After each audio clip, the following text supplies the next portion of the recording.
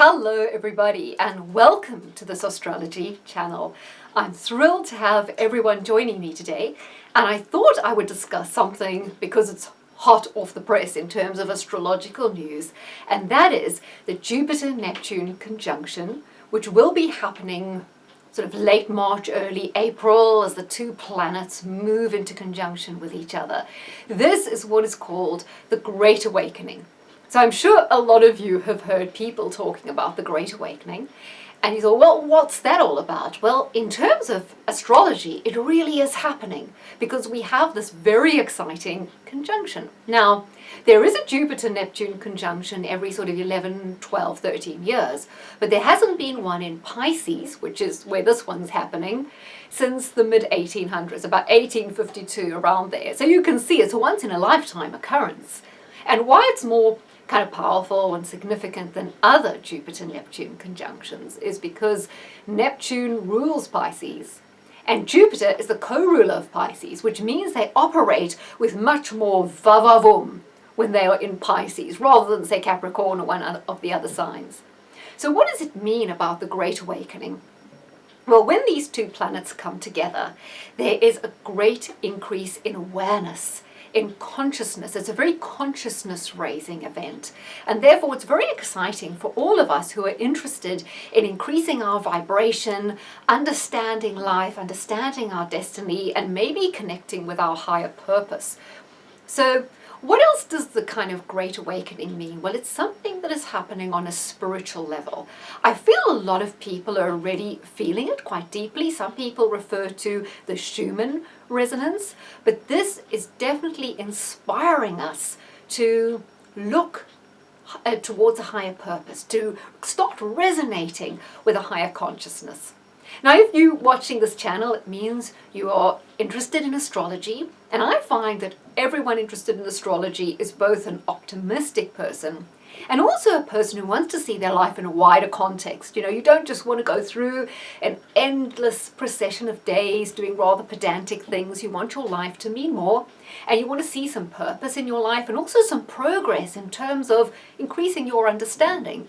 So if you are on a personal journey where you've either been like using meditation to raise your awareness, raise your consciousness, or perhaps you've recently rediscovered religion and you're using the power of prayer in order to gain strength and to gain more meaning in your life, then this Jupiter-Neptune conjunction will certainly supercharge that. And so if you are interested in doing any new moon rituals, on which we do have lots of books to help guide you through different sorts of meditations and affirmations you can do in conjunction with the phases of the moon, or maybe you're working with your crystals, possibly you are doing something in a group environment where you're connecting with people who have similar interests and a similar need to gain understanding, then you should begin to feel a lot more results because of this conjunction. It also supercharges the power of positive visualization.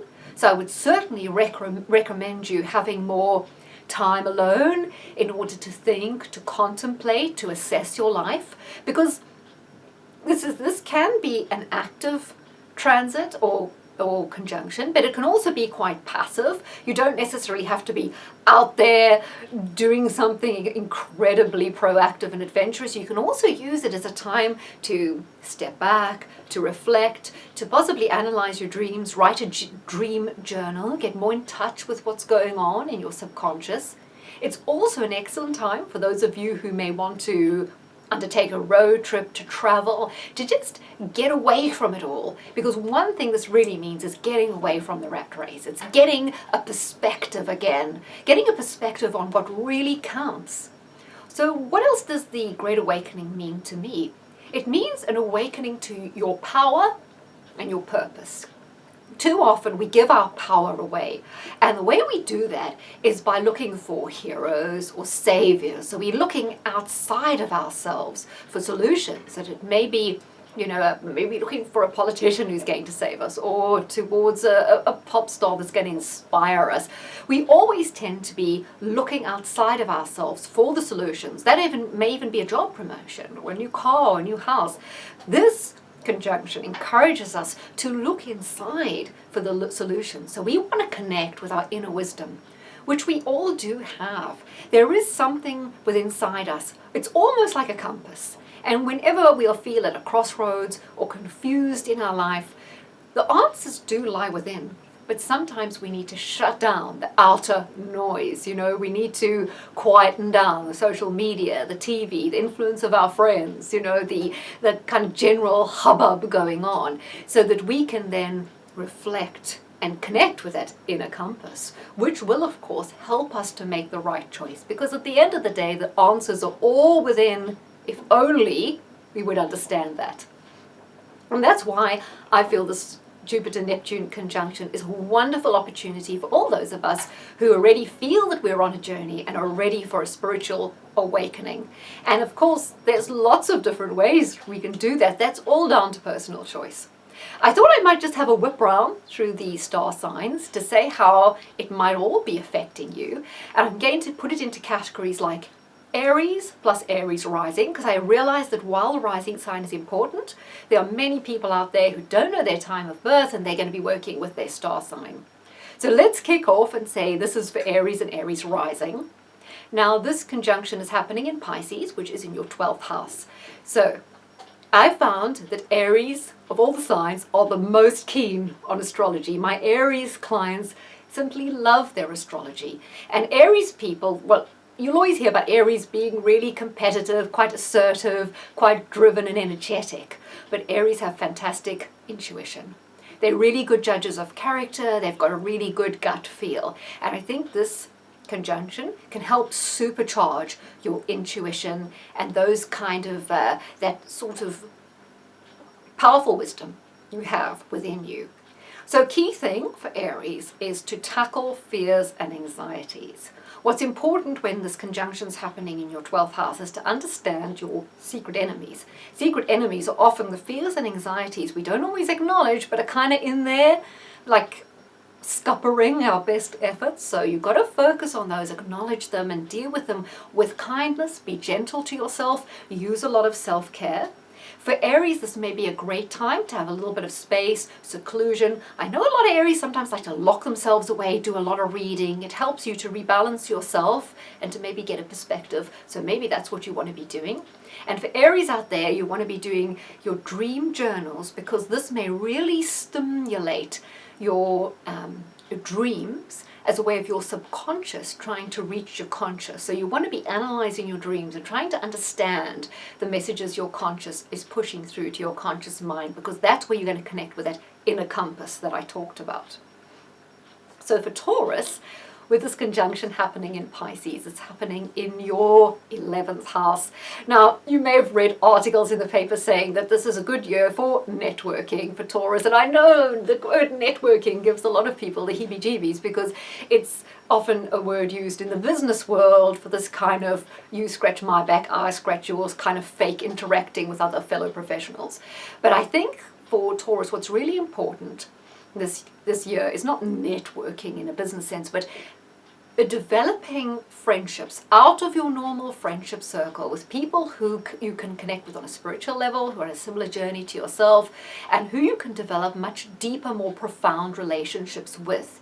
I feel that when you reach out into beyond your network, beyond your cliques, if you reach out and meet new people, it's amazing the wealth of knowledge, support, and emotional support you might gain. And it's often by connecting with people who are also interested in causes that you might be interested in, or maybe directions that you're interested in. You can almost plug in to something bigger than yourself, and it's by getting involved in something that's not necessarily connected to your everyday life, something bigger, that your life will be enhanced and you will gain a lot more awareness and understanding. So for Taurus, it's definitely connecting with something bigger than yourself, wider goals, possibly humanitarian or even social goals, but connecting with a wider circle of people and with priorities that are beyond your immediate responsibilities and preferences, in order to discover and to branch out and to become more kind of adventurous socially, because there's an enormous wealth of support and knowledge out there and you just need to draw on it.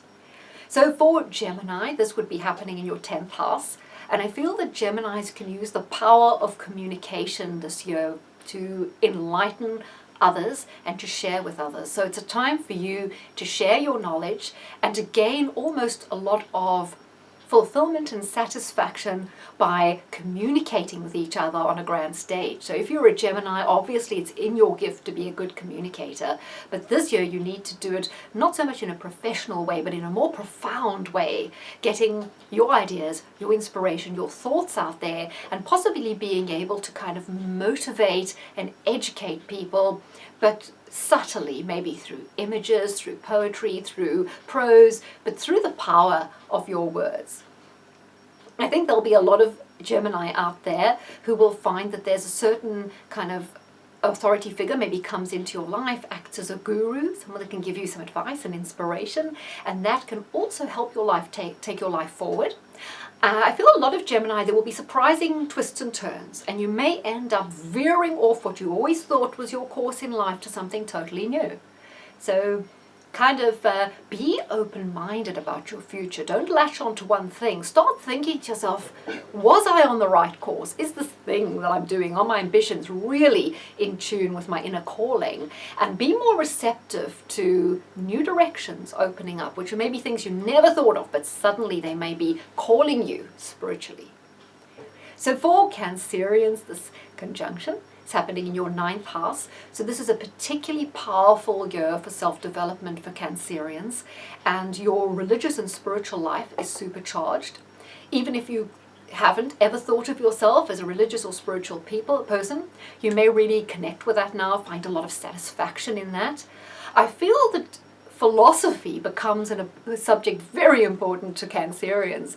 So you may be more involved in studying philosophy, possibly joining groups, and also continuing your education, maybe not necessarily in a very kind of technical or a very dry field, but you may want to increase your education in something you've never kind of thought of before. Maybe suddenly you think to yourself, I really want to study XYZ, and studying that can open a whole range of possibilities for you. For Cancerians, escapism is very important, and adventure. So you certainly want to be getting away from the rat race, getting away from kind of boring, mundane things that may usually capture your attention. It can be an ideal time to get out into the country, maybe even to move closer to the country, or to take a trip of a lifetime, or even to do something really spontaneous, like spontaneous trips, not like a highly structured, planned trip, just like a totally spontaneous trip where you forget about all your regular responsibilities and kind of just branch out and look to be totally free from everything and to get away from it all. That's really important for you, and that can help you to get a wonderful new perspective. So for Leo, very interesting house, because the Jupiter Neptune conjunction takes place in your 8th house. So for Leo, there's a very big interest in things that are esoteric, in mysteries, in investigation. There's almost something a little bit obsessive about it. You can be drawn very, very deeply into new subjects. You tend to get quite obsessed or carried away or kind of fixated, but it is a positive way. It's almost like you want to go down the rabbit hole and find out things and delve into things. They may be things in the external world. They can also be things to do with your own subconscious.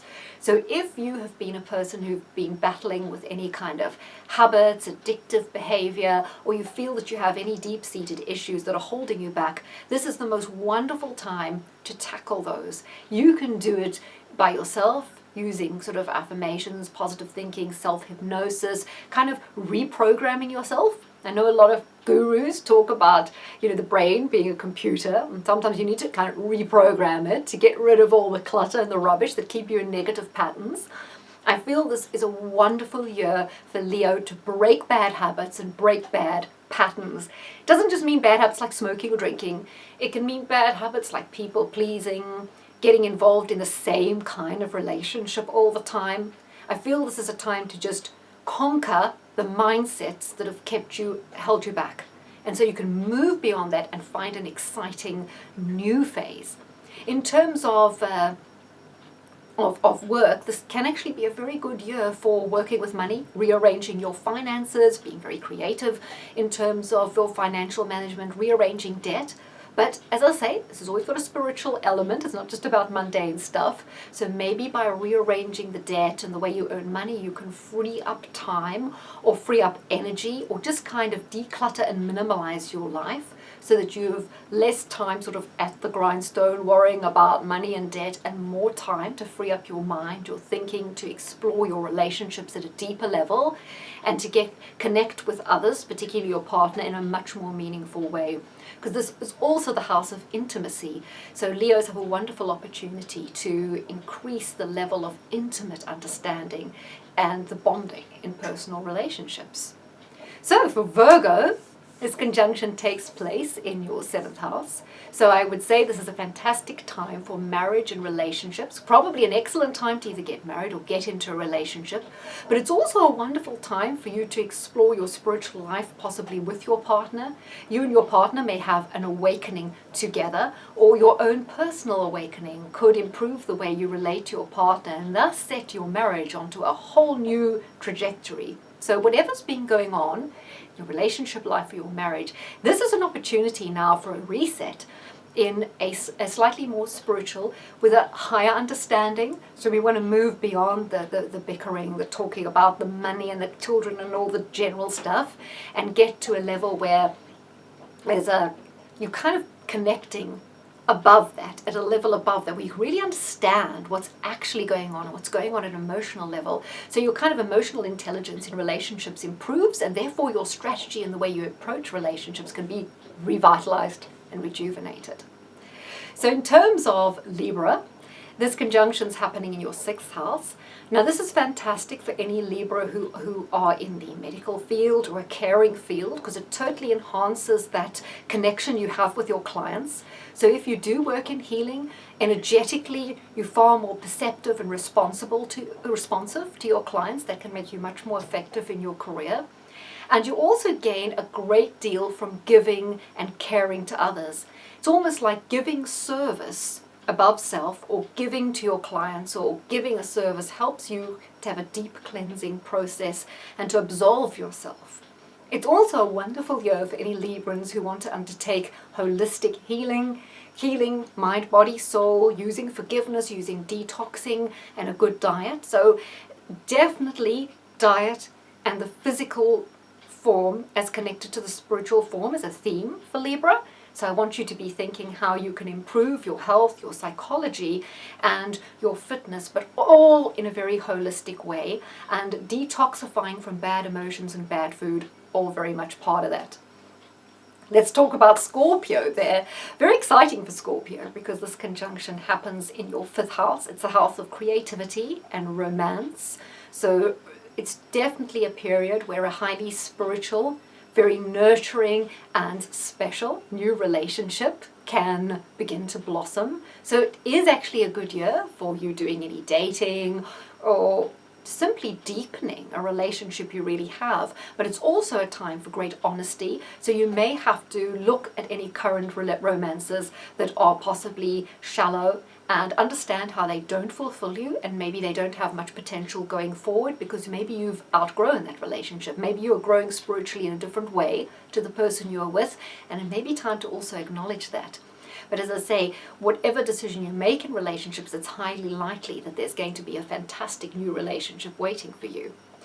Also creatively, I encourage all Scorpio to use your creativity as a way of self-expression, in terms of spiritual connectivity and in terms of self-understanding. So especially activities to do with drawing, arts, photography, highly visual hobbies can be very important and exciting, and a good way of you transcending your own limitations and just exploding in terms of self-expression. So for Scorpio, very important to be self-expressive, being self-expressive in love, but also creatively, and that is where you can find that inner compass and to begin to kind of shed and, just totally revitalize your spiritual life.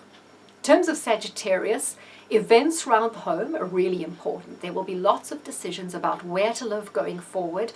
Is your home appropriate? Could living somewhere else just totally transform family life? Or do you need to transform where you live? So for Sagittarius, the keywords is your home is your castle. So you have to look to revitalizing your home and your family life as a way of achieving the spiritual potential of this conjunction. So it's time for forgiveness and healing within the family circle. It's a time for olive branches and reaching out, but it also should be a celebratory time within family where you come together more often and interact emotionally and make time for each other in the family circle. And because you're going to be doing a lot more with family life, what better time than to improve your home in some way so that you come together in a conducive environment and thus reconnect and achieve that find that spiritual compass.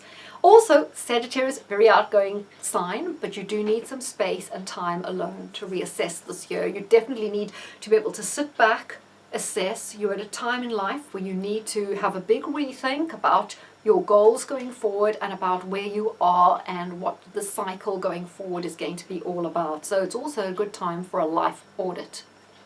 In terms of Capricorn, for Capricorns, this is also a highly creative time, and I would suggest for Capricorn writing a journal, keeping diaries, expressing your thoughts in writing, and in that way beginning to process emotions.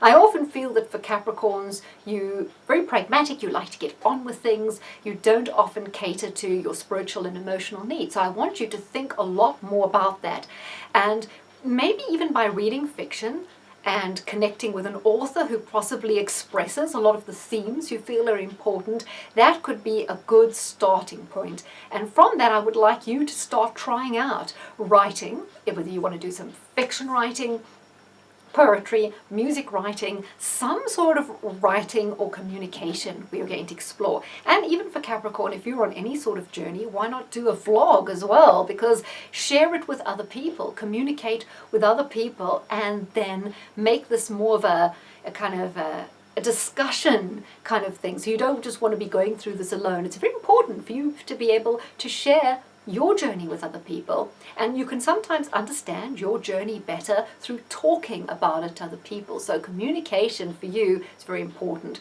For some of the other signs, like I'm saying, it's probably more important to make it highly personal and to take a step back, but I think you need to take a step forward and find out what other people are thinking, express how you're feeling, get other people's feedback. Like I say, do discussions, some group therapy, even perfect, if that's what appeals to you. But as I say, don't be private about it. Get discussion going. For Aquarius, this conjunction is happening in your second house.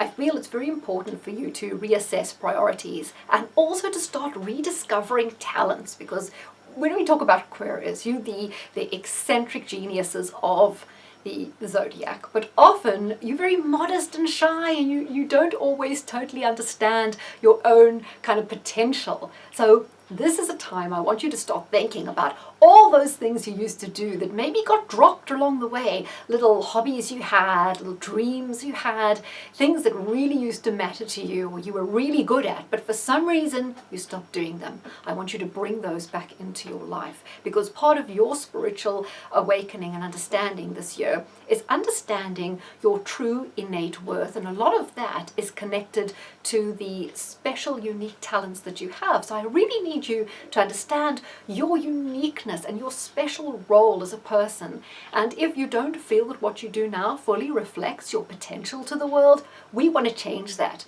Yes, we can't change careers overnight, but there's always something we can do to start reigniting that fire of passion, of innate talent, and thus your self-worth gets a huge uplift, and the more your self-worth increases, the more you're able to connect with that inner compass and make good decisions. Finally, for Pisces, it's you're in your first house, so that is a bonanza. Pisces are quite adventurous, you know. We always hear about the rather vacillating Pisces who can't make up their mind, and the dreamy, rather, imaginative Pisces. But this year I want you to embrace adventure, because you are adventurous people. You love to discover new things, you love to learn, you like the arts, to express yourself, but you also like to get out and about, discovering new things. You tend to enjoy both the city life, and many Pisces have some quite adventurous hobbies. So I want you to start thinking big. Don't limit yourself. Get out into the world and explore, because for Pisces, it's all about being out there, opening yourself to the world, because your opportunities expand as much as your awareness and your willingness to grab those opportunities expand. So I don't want you to give yourself any kind of limiting messages. I want you to move your boundaries, move out of your comfort zones, because this is an adventurous period of discovery for you. And always remember that you can do this in a huge variety of ways. As soon as you're doing something that you feel is, oh, am I good at that? Is it a bit uncomfortable? That's the direction you need to go. Get a bit uncomfortable. Choose the path of most resistance, right? Because that is where you're going to have the most growth, find the most excitement, and experience like this uplift in self-awareness. So guys, I hope I've given you some inspiration, some clues of what you might be doing this coming March and April, but really the effect of this runs throughout the whole year, so you don't want to just be boxing yourself in to these few months. Take this forward throughout the year and enjoy your awakening. Thank you so much for joining us. Please look in the description box for ideas of what we have to offer on our website. I would be delighted if you visited us, and I really hope that you've enjoyed this and you will rejoin or retune into the channel soon. If you like this content, please subscribe. There'll be plenty more where this came from.